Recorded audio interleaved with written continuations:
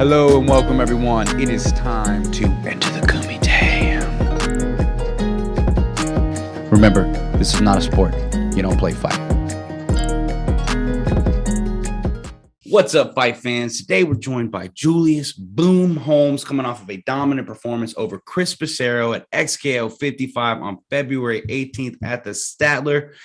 Julius, man, thank you for coming in again. How are you feeling right now after a convincing win like that?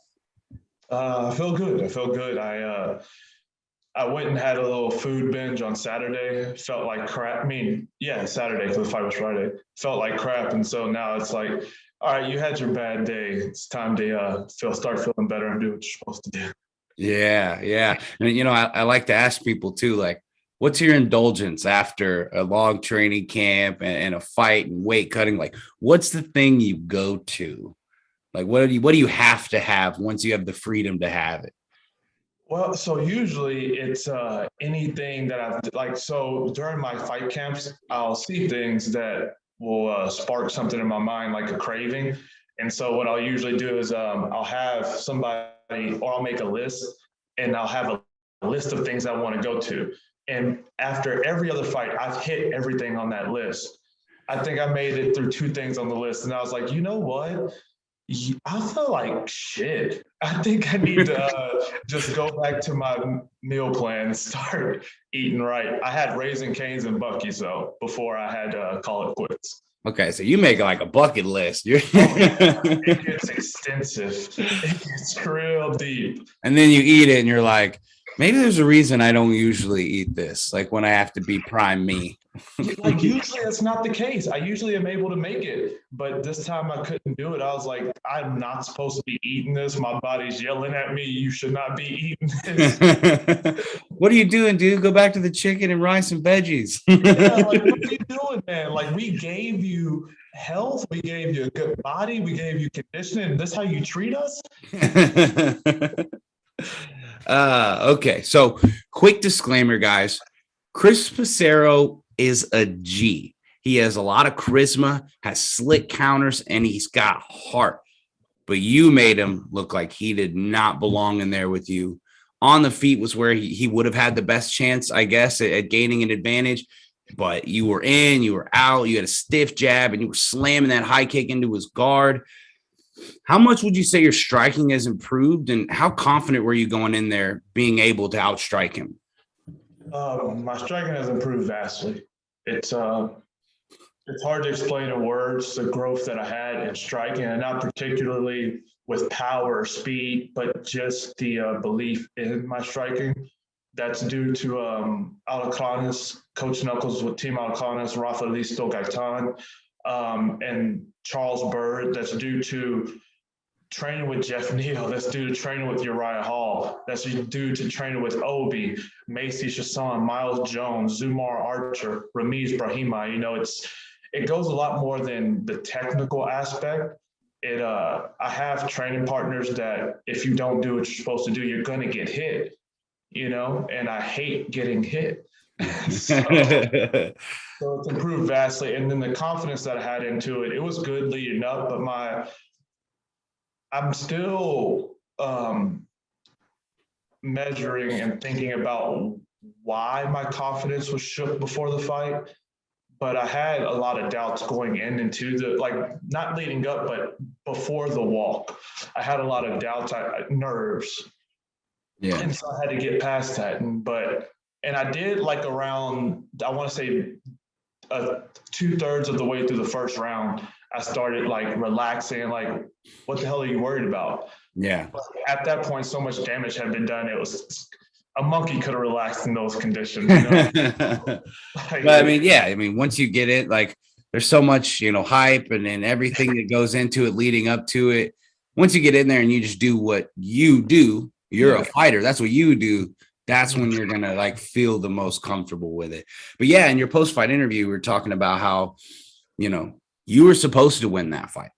That fight was put on and it was just assumed from all analysts' position, like myself included, Julius Holmes is going to win that fight and it's going to be dominant. It's going to be fairly easy for him.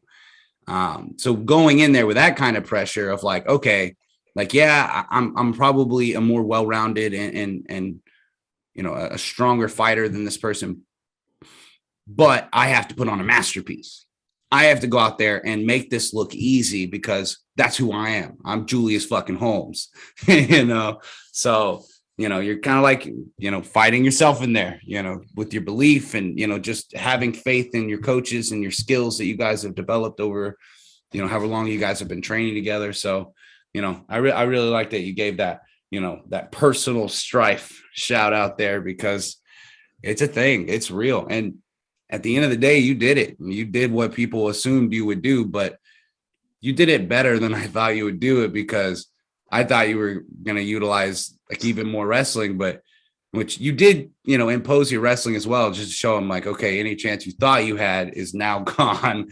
But on this, your striking looked crisp. I mean, you were cutting angles on the outside.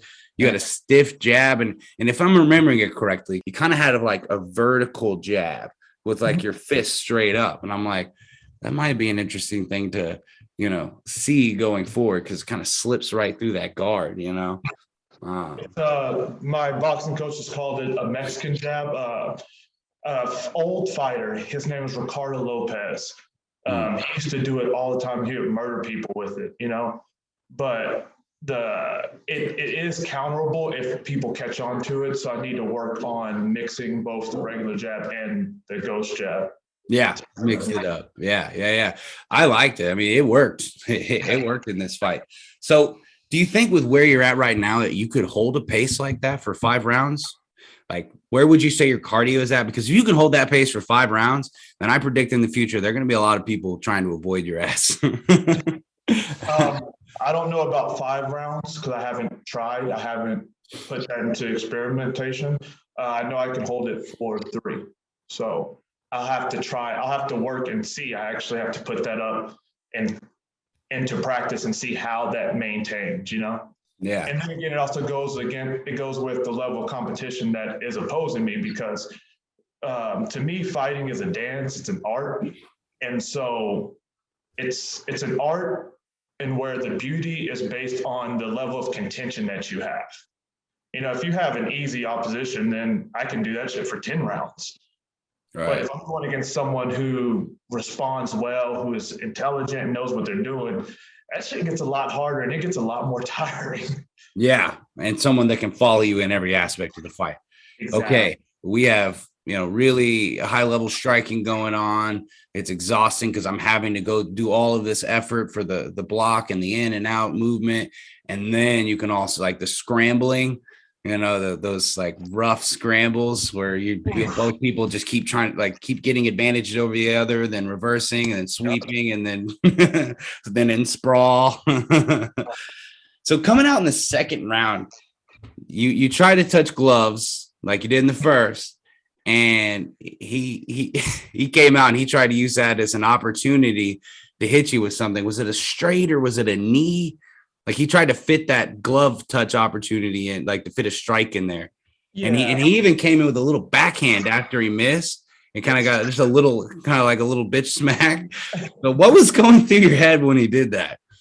Well, what was going through my head and how I feel about it now is different.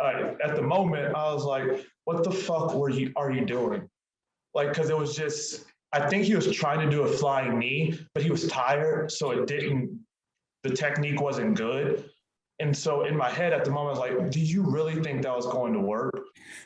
But now when I look back on it, it makes sense because one, I don't think he's a bad guy or is trying to be sneaky. Some people don't like touching gloves. Like they'll touch gloves in the beginning and will congratulate each other at the end. But in between that, we're not friends, we're not cordial.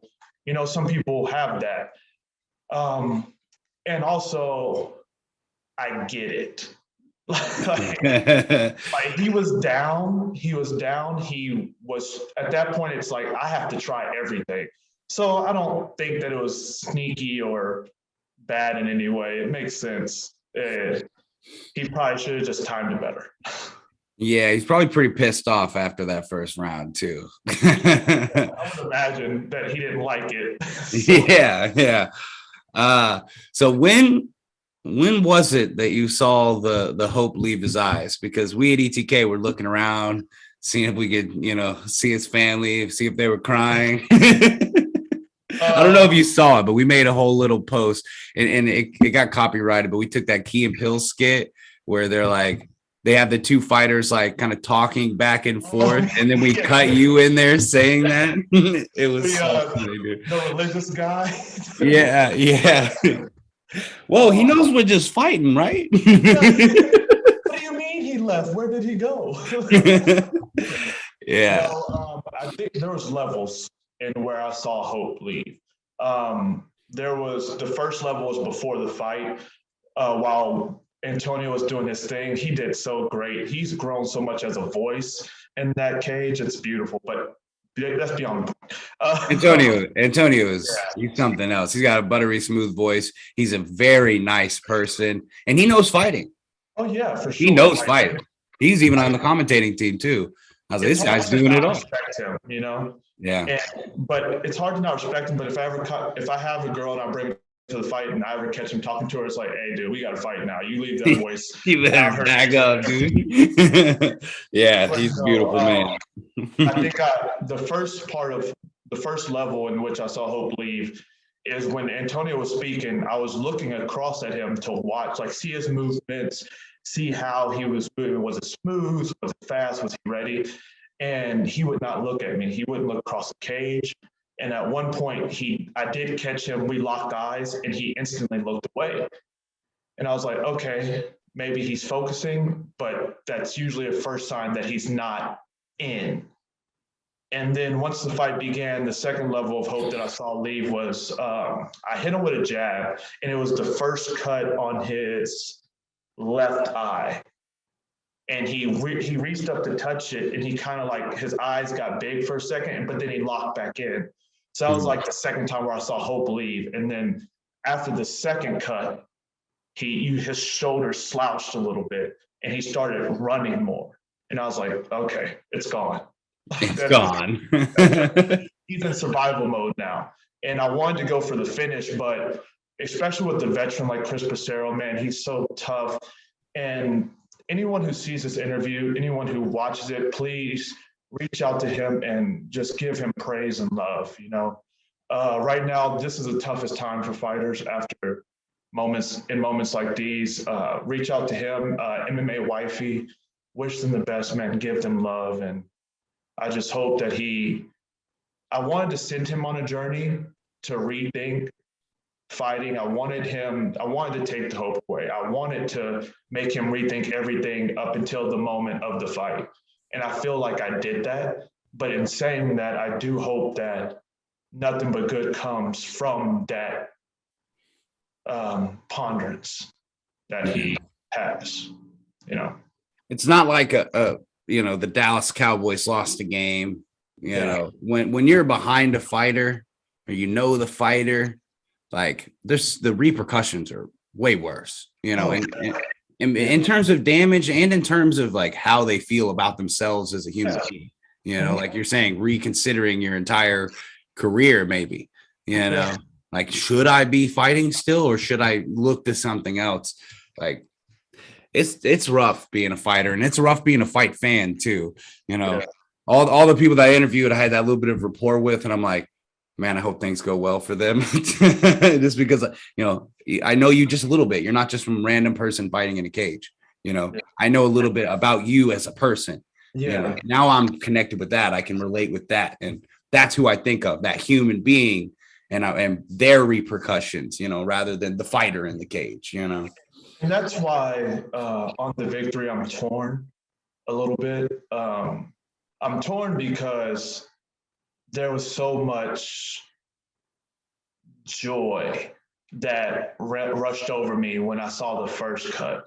There was so much excitement when I saw the second one, like the blood rush that I got when I need him. And don't quote me on it, but I think he had all his teeth before the fight. And then I need him, and he kind of like touched his mouth, and then I saw holes in his mouth. And I was like, I knocked out his teeth. There's when he tapped and I finished him, like, there's so much pride and happiness from the work put in. But then you think like after the fight, you think about, if I did knock out his teeth, he's going to have trouble eating. I put 2 cuts above his eyes. His kids are going to see that. His face is swollen. His wife is going to be the one that has to take care of him. You know, you think of all those sad moments that's going to come to him in his life because of the damage done. You know, and it's like there's like you're happy in both. And so you're not a monster for wanting to do that because he wanted to do that. But you're also not a puss for feeling sorry for him and seeing the humanness in him and why that sucks. You know, like everything in life is a spectrum. Everything. Like that's why there's no correct political side. There's no correct, like with police brutality, there's no side to anything. Everything is a spectrum. And so I'm stuck in the middle of that spectrum, and which I'm happy for what I did, but also feel bad for the repercussions that he has to face, you know?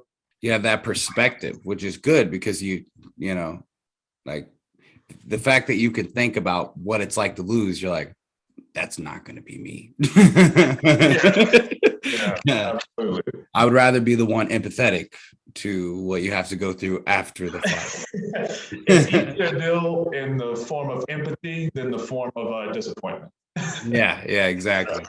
So in the second round, you got hit with probably the hardest punch that Pacero could deliver, and you ate it like you weren't counting calories. I think you went for the uppercut, and he went for the straight, and it like countered the uppercut. But all bullshit aside, how much impact did that have, and were you stunned?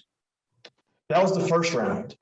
Was it the first round? That happened toward the between I want to say a minute and a half and 30-second mark at some point in there. Face smack. But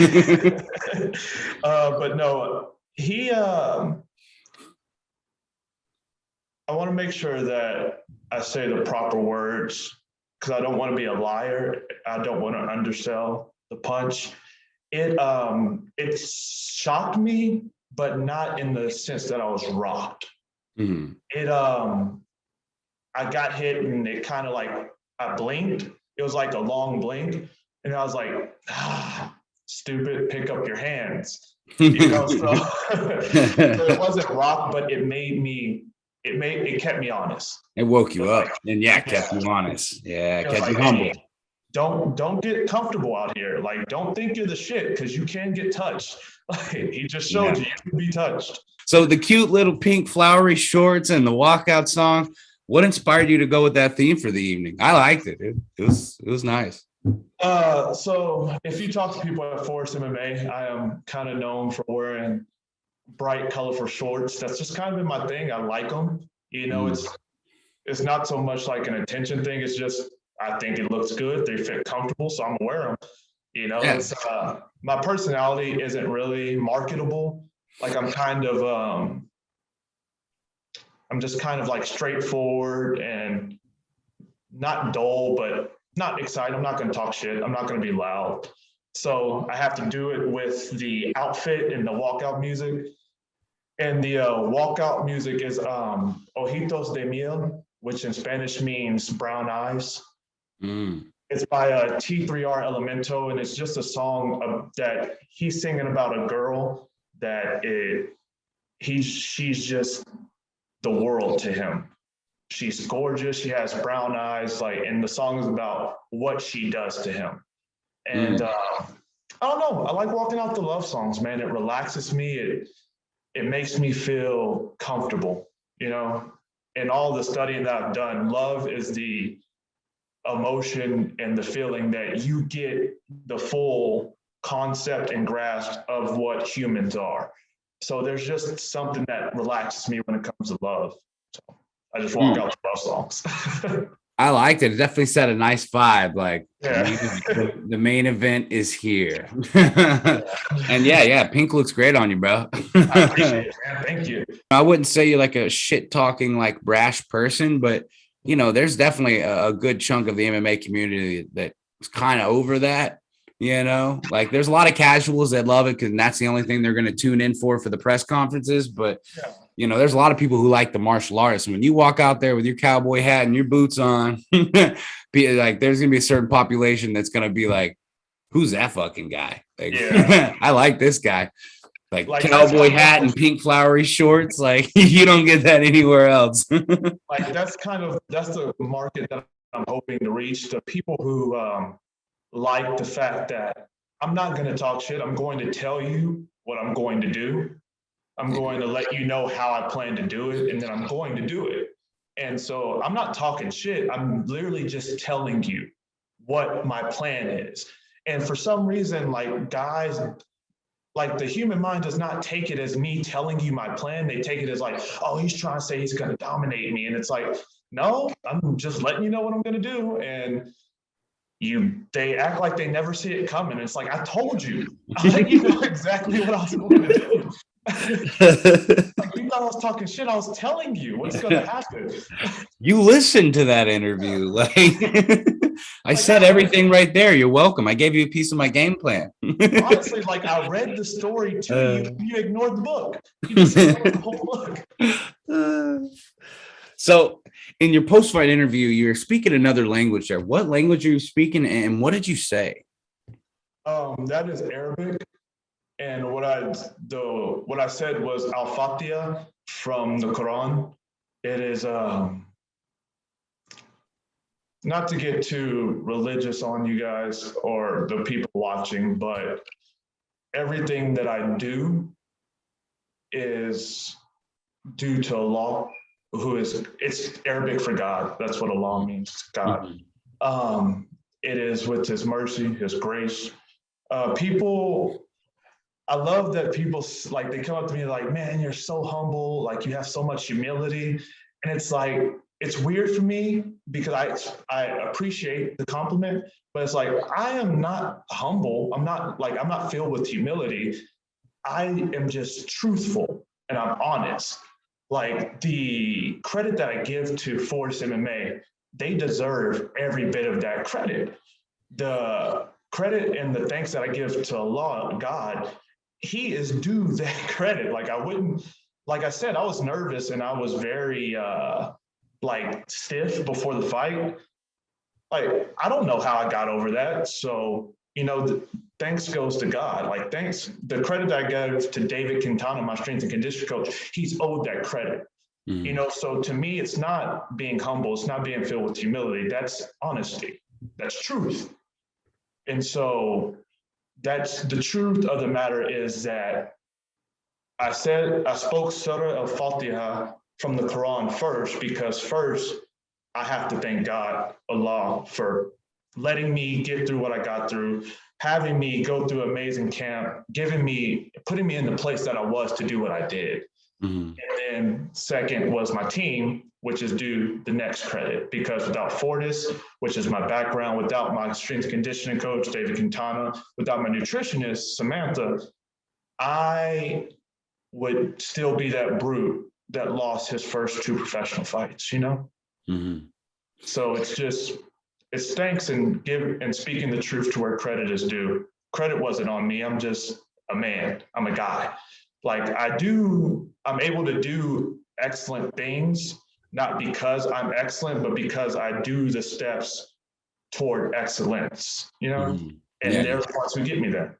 Yeah, you put the work in, and then there was other factors and other people and other influences, in this case Allah, that puts you in those positions and gives you the tools for you to work towards excellence, and then to come out and show it. Because 15-minute fight, 25-minute fight, that's just what people see. All the work, like that's the final product of you going through everything mentally and spiritually and emotionally, and your team showing you things that maybe you didn't know, or you training specific things. It's so many hours of work that goes into a 3 to 5 round fight. Yes. Yeah. 100%. It's it's taxing. Like I take time off after the fight, not because physically, but because I need to allow my brain to relax. I need to allow myself to just, one of the most difficult things I have as a fighter and as a person is being happy with the victory. I talked to Coach Saeed the day after the fight, and I wasn't happy. All my other fights, I wasn't happy because I feel like it wasn't an accurate representation of who I was at that time as a fighter, like the video of the fight. And for this fight, I felt I was upset because it was an accurate representation of me. If you watch that fight, that is an accurate representation of who I am as a fighter. The problem with that is that fighter does not win in the high level. I beat Chris Pacero, yes, but I don't beat Jeff Neal and like that, fighting like that. I don't beat Court McGee. I don't beat Ramiz Brahimaj. I don't beat Kamaru Usman. I don't beat Hamza Chimaev. I don't beat those guys fighting like that. And so that bothered me. And he, in his own way, which was much more aggressive than how I'm about to say it, he said, turn it off. Like, you need to enjoy this win. You're a winner. When's the last time you won? It's been 2 years since you've won. So enjoy this, be a winner, and turn it off, or else you'll get burnt out. So it's tough for me to just accept that, but I am. And I'm taking a week, not for physical reasons, but for mental reasons, to enjoy the moment, to be happy with the victory that I got. Yeah. And when I say take the week, I trained yesterday. I'm going to work out today. I'm going to work out tomorrow, but it's going to be like once a day instead of 2 a days. Still going and, training and sparring and sparring, but I'll be at sparring tomorrow. Oh, okay then. I'll be at sparring tomorrow. Unfortunately, growth doesn't stop, Yeah. I like it, man. Like you said, you had 2 years off. So I believe there was talks of you potentially fighting for the XKO welterweight title. Is there any truth to that? I haven't spoken to them yet. I do. I've talked to the matchmaker for this, Rafael Casillas, and they want me to come back in May, but I won't be able to fight in May because Ramadan is April 2nd through May 2nd. And so I probably won't even really be training. I'll be at my masjid, and the point of Ramadan is to fast, but also to remember as much of the Quran as you can. And so I'll be focusing on studying that and less than fighting. So I won't be in the mindset to fight right after that. So I plan on coming back in June or July. And I don't know if I'll be fighting for a welterweight title because I'm talking to XKO about a belt, but I also have offers from Fury. They want to talk about a contract, and they LFA. Once I'm in talks with LFA.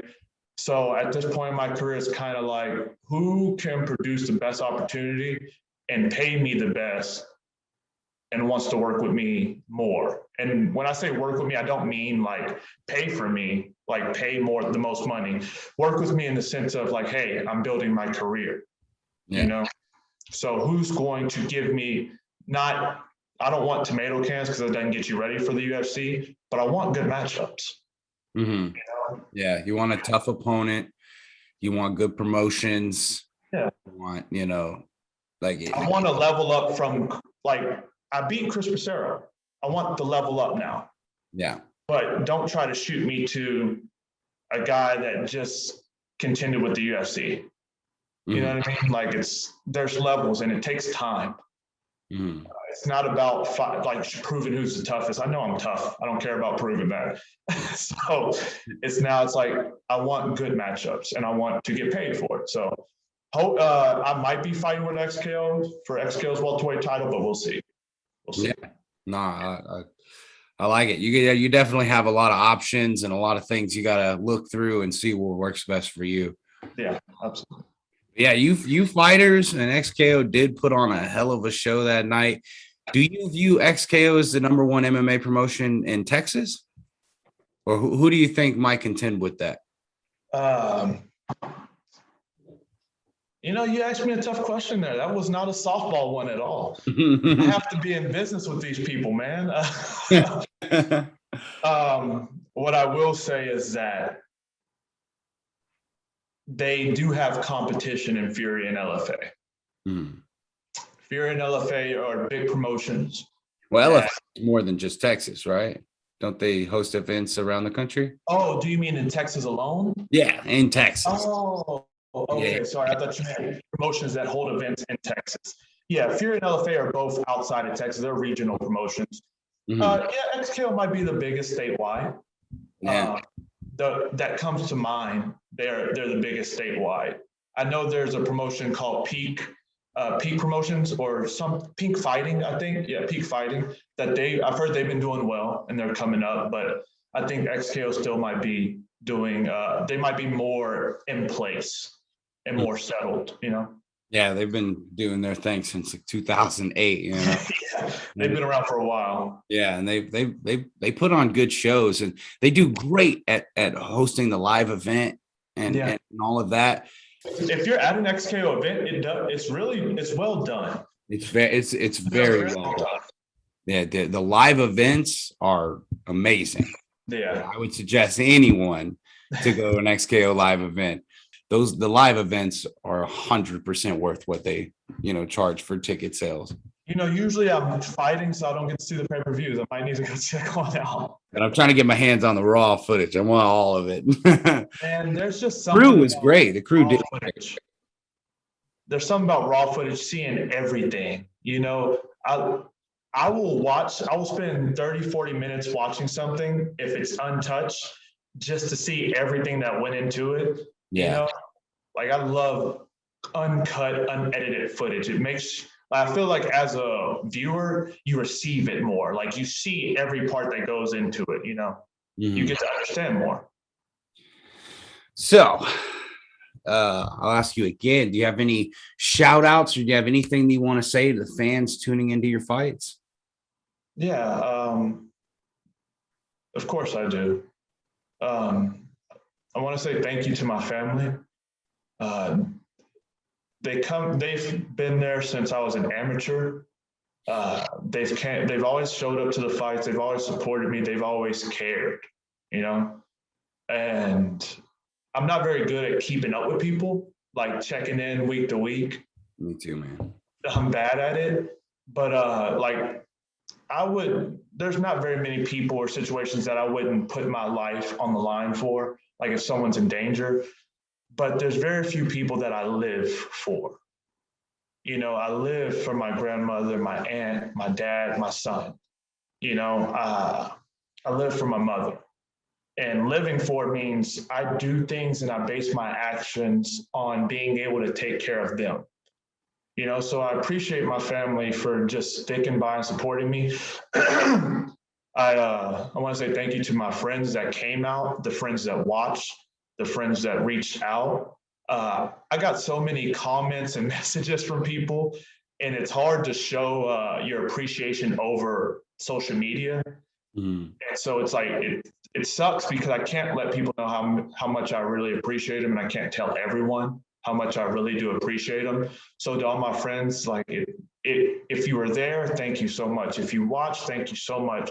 If you reached out and checked in, thank you so much. I appreciate you deeply. And I really do. I can't actually put into words how much that I do appreciate you guys. The love that someone feels in those moments after winning, it's unmatchable. It's really one of the highest of highs. And so it's hard to explain how much I appreciate people giving me that love. And then last but not least, thank you to my team, Fortis MMA. The support that I have, I have one fight under them. I'm not in the UFC. All the fighters in the UFC that they have, and they still take the time to work on me, to give me their time, their support, their efforts. Thank you to David Quintana and Samantha, my nutritionist. Samantha, who is my nutritionist, she sweats to make sure I have the food that I need on time. David Quintana, I spent so much time with that man, this goddamn camp. We spent so much time together and just getting ready. We won this fight. me and him and my team won this fight. So thank you to him. And then the basic shout outs, thank you to Reggie Fantastic at Fantastic Protein Products. His protein bars are really like, they were legitimately the only protein bars that I could eat while maintaining my ketonic diet, however the hell you say that. Yeah. Well, it was the only protein bars I could have, so I appreciate him. He's not an official sponsor, but I do, like, me and him have talked about getting something together. So even if we don't, he does deserve credit and thanks for what he did. And then thank you for you guys for hosting this, for doing the interviews, taking your time. I know you guys are busy. I know you guys work hard. I know you guys are coming up, and I can't wait to get to the top and see you guys there as well. Like, I'm excited for that. We talk about that all the time. Like when Julius Holmes is in the UFC and ask him to come on the show, like, yeah, let's go. It'll be an unhesitant yes. Thanks, brother. You got it. You got it. Last question. Okay. When do we see Julius Boom Holmes again? You don't have to be specific, because I know you got Ramadan and I know you're looking at different opportunities, but when are you trying to fight again? June or July. June or July. I'll be in the cage again, June or July. I don't know for which promotion. I don't know where it will be. I don't care which promotion. I don't care where it will be. I will be fighting again in June or July. Julius, man, thank you for once again coming on the show and speaking with us. It was a hell of a fight.